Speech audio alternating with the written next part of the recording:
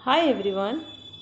और आज हम बहुत ही इम्पॉर्टेंट एमसीक्यू डिस्कस करेंगे related to UP TET and C TET examination. तो सबसे पहले देखते हैं प्याजे के क्वेश्चन नंबर 1। प्याजे के विकासात्मक सिद्धांत के परिप्रेक्ष्य में निम्न में से कौन सा आरेख विकास को समुचित रूप से स्पष्ट करता है।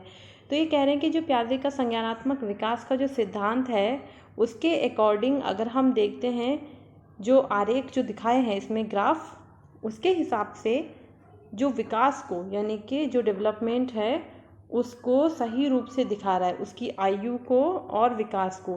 प्याजे के अकॉर्डिंग क्या था कि जो एज है उसी के अकॉर्डिंग जैसे जैसे एज बढ़ती है उसी रेशियो में जो बालक है उसका विकास होता है। तो अब हम देखते हैं कि कौन सा ग्राफ इसमें सही प्रेजेंटेशन को शो कर रहा है। तो फर्स्ट देखते हैं, ये देखिए विकास और यहाँ पे ये एज है, तो ये यहाँ से क्या है धीरे धीरे ये बढ़ रहा है। नेक्स्ट देखते हैं यहाँ पे ये क्या है, इसका मतलब ये पहले बढ़ रहा है फिर उसके बाद में क्या है घटना शुरू हो गया यहाँ पर जाकर। ये वाला तो बिल्कुल हो ही नहीं सकता क्योंकि यहाँ से क्या है उल्टा, मतलब विकास बढ़ रहा है आयु घट रही है, ऐसा तो होता ही नहीं है। ना ही ऐसा है कि जो विकास और आयु वो एकदम बढ़ते हैं, ठीक है, बिल्कुल सीधे ऊपर को चली ही जा रही हैं, ऐसा नहीं है, धीरे धीरे विकास होता है एज के साथ में। तो यहाँ पे जो राइट आंसर है वो है क्वेश्चन नंबर 1। यहाँ पे देखिए कि जो विकास है वो धीरे धीरे जैसे आयु बढ़ रही है वैसे ही उसी रेशियो में उसका विकास हो रहा है। नेक्स्ट देखते हैं क्वेश्चन नंबर 2। एक अध्यापक या अध्यापिका ने पाया कि एक विद्यार्थी वर्ग है, एक स्टूडेंट है जो उसको कठिनाई होती है एक डायमंड का स्ट्रक्चर बनाने में। उसे निम्न में से किस सिद्धांत पर आधारित होकर यह अनुमान है। उसने देखा कि एक विद्यार्थी वर्ग है कि उसको वर्ग बनाने में, एक स्क्वायर बनाने में उसे वहाँ पे क्या है परेशानी हो रही है। तो उस अध्यापिका ने देखा कि बाद में उसको जो है डायमंड का भी स्ट्रक्चर बनाने में परेशानी होगी, ठीक है। उसने ये देखा, तो ये किसको शो करता है, किस चीज़ को बता रहा है। अगर हम किसी बच्चे की एक परेशानी को देखकर हम पता लगा लें कि ये इस छोटी सी प्रॉब्लम को सॉल्व नहीं कर पा रहा है, तो इससे थोड़ी टफ जो परेशानी है उसे वो कैसे सॉल्व कर पाएगा। जो ये अनुमान है वो किस बेसिस पर हम लगाते हैं ये देखेंगे। तो देखते हैं, विकास एक व्यवस्थित क्रम में होने की प्रवृत्ति से संबंधित है, या विकास की प्रक्रिया एक उत्तर परिवर्तनीय प्रक्रिया है, या विकास निरंतरीय प्रक्रिया है, या डी अलग अलग लोगों के लिए विकास की प्रक्रिया भी अलग अलग होती है। तो अब हम ये देखते हैं कि जो विकास है वो एक व्यवस्थित क्रम में होने की प्रवृत्ति से संबंधित है। राइट आंसर यहाँ पे होगा ए। क्यों है ए? क्योंकि जो डेवलपमेंट है वो धीरे धीरे होता है और एक सीक्वेंस में होगा, ठीक है। जब वो एक छोटी सी चीज़ सीख लेगा, सिंपल चीज़ सीख लेगा, उसके बाद हम उसे धीरे धीरे कॉम्प्लेक्स चीज़ें सिखाएंगे। तो ये क्या है, एक सीक्वेंस में है, क्रमिक वहाँ पे व्यवस्था है। तो यहाँ पे क्वेश्चन नंबर 1 है इसका राइट आंसर। नेक्स्ट देखते हैं क्वेश्चन नंबर 3। मानवीय विकास में आनुवंशिकता एवं परिवेश की भूमिका के संदर्भ में निम्न में से कौन सा कथन समुचित है। अब हमें बताना है कि जो आनुवंशिकता है यानी कि जो जीन्स हैं उसके जो जेनेटिक्स है, आनुवंशिकता और एनवायरमेंट, विकास में आनुवंशिकता एवं परिवेश की भूमिका में, ठीक है, एनवायरमेंट वहाँ का वातावरण या परिवेश की भूमिका में निम्न में से कौन सा कथन जो है वो सही है। तो यहाँ देखते हैं, परिवेश की भूमिका लगभग स्थिर सी रहती है जबकि आनुवंशिकता का प्रभाव परिवर्तित हो सकता है। क्या ऐसा है कि जो परिवेश की भूमिका है वो हमेशा बस स्थिर रहेगी, बस आनुवंशिकता का प्रभाव वहाँ पे पड़ेगा उसके ऊपर, या फिर व्यवहारवाद के सिद्धांत प्रायः मानवीय विकास में प्रकृति की भूमिका पर आधारित है। या क्वेश्चन नंबर सी, विकास के विभिन्न क्षेत्रों में आनुवंशिकता एवं परिवेश का सापेक्षिक प्रभाव परिवर्तनशील है। या भारत सरकार की विभेदात्मक क्षतिपूर्ति संबंधी नीति मानवीय विकास में प्रकृति की भूमिका पर आधारित है। तो इसमें जो राइट आंसर है वो है हमारा ए, जो परिवेश की भूमिका है, सॉरी यहाँ पे राइट आंसर है सी, विकास के जो विभिन्न क्षेत्र हैं उनमें आनुवंशिकता एवं परिवेश का सापेक्षिक प्रभाव परिवर्तनशील है, यानी कि दोनों का ही इफेक्ट पड़ेगा, ऐसा नहीं है किसी एक का इफेक्ट पड़ेगा। क्वेश्चन नंबर देखते हैं हम नेक्स्ट 4। समाजीकरण के संदर्भ में विद्यालयों के पास प्रायः एक प्रच्छत्र पठ्यचर्या विद्यमान रहती है जिसमें निहित है। तो हम देखते हैं यहाँ पे क्वेश्चन नंबर 4 में कि जो कह रहा है कि जो सामाजिकरण है उसमें विद्यालय के पास प्राय एक प्रसिद्ध पठ्यचर्या विद्यमान रहती है। ठीक है, वहाँ का जो करिकुलम है वो एक अपना करिकुलम है, तो जिसमें निहित है बालकात्मक अधिगम, चिंतन व समकक्षीय साथी एवं अध्यापक की अनुकृति द्वारा विशेष रूप से अपनाए जाने वाला व्यवहार, या फिर अंतःक्रिया व सामग्री द्वारा विद्यालयों में प्रस्तुत किए जाने वाले सामाजिक भूमिकाओं से संबंधित जो अनौपचारिक संकेत हैं वो, या परिवार के माध्यम से विद्यार्थियों का समझौतापूर्ण व प्रतिरोधक समाजीकरण या मूल्य व अभिवृत्तियों का शिक्षण एवं आकलन। तो यहाँ पे जो राइट आंसर है वो है बी।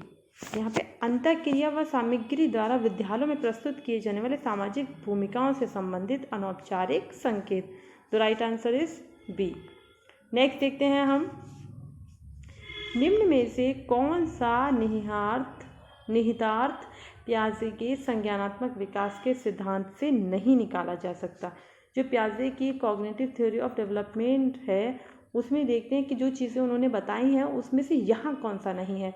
बच्चे की अधिगमात्मक तत्परता के प्रति संवेदनशीलता, या वैयक्तिक भेदों की स्वीकृति, जो इंडिविजुअल डिफरेंसेस हैं उनकी स्वीकृति, या खोजपूर्ण अधिगम या शाब्दिक शिक्षण की आवश्यकता। तो जो बच्चे हैं वो तत्परता के प्रति संवेदनशील, हमने बताया था, वो लगातार चीज़ों को सीखते हैं अपने वातावरण से। ठीक है, यहाँ पे इंडिविजुअल डिफरेंसेस हैं, ये भी हैं, हर एक बच्चा अलग होगा, सब सेम नहीं होंगे। खोजपूर्ण अधिगम है, देखिए उसमें जो है जो सेंसरी मोटर स्टेज है उसमें जो इंद्रिय गामक अवस्था है उसे कहा गया है कि उसमें बच्चे को क्या कहा गया है, यंग साइंटिस्ट, क्योंकि वो क्या करता है, चीज़ों को खोजता है, उसके अंदर क्यूरियोसिटी होती है चीज़ों को जानने की, वो कैसे बनी है और वो क्या है। तो ये भी सही है। तो the right answer is D. इन्होंने जो शाब्दिक शिक्षण की आवश्यकता है उस पर ध्यान नहीं दिया है, ना ही उसके बारे में कुछ बताया है। क्वेश्चन नंबर 6, निम्न में से कौन सा कोलबर्ग के नैतिक विकास के चरणों का लक्षण है। जो कोलबर्ग का प्रिंसिपल है इसमें हमें बताना है कि जो कोलबर्ग का नैतिक विकास है उसके चरणों का लक्षण है।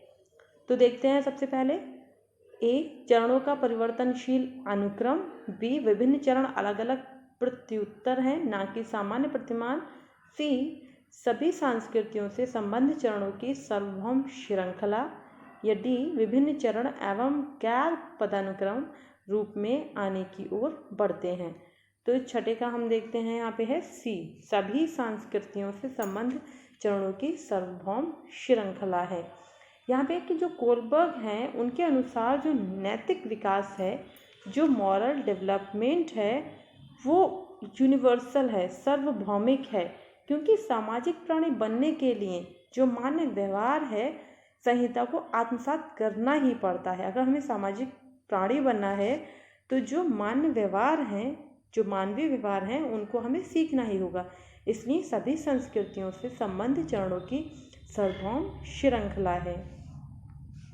नेक्स्ट देखिए क्वेश्चन नंबर 7, कक्षा में वास्तविक सांस्कारिक समस्याओं से संबंधित जटिल परियोजनाओं पर कार्य करते हुए अध्यापक व छात्र एक दूसरे के अनुभवों से परस्पर ग्रहण करते हैं। जैसे इन्होंने क्या कहा कि जो एक टीचर है और एक स्टूडेंट है, वो क्या है, वो क्लास में जब पढ़ रहे हैं, ठीक है, जब टीचर पढ़ा रहा है, पढ़ रहे हैं, लैब में हैं, जो भी काम अगर कर रहे हैं, प्रोजेक्ट कर रहे हैं, तो उसमें क्या दोनों ही एक दूसरे से सीखते हैं। जो स्टूडेंट है वो तो सीखेगा ही अपने जो टीचर है उससे, बट जो स्टूडेंट है उनसे टीचर भी बहुत सी बातें सीखते हैं। तो इस पूरी प्रोसेस को बताना है कि ये क्या है, पारंपरिक है या कंस्ट्रक्टिव है, अध्यापक केंद्रित है या सामाजिक रचनात्मक है। तो इसका राइट आंसर होगा सामाजिक रचनात्मक।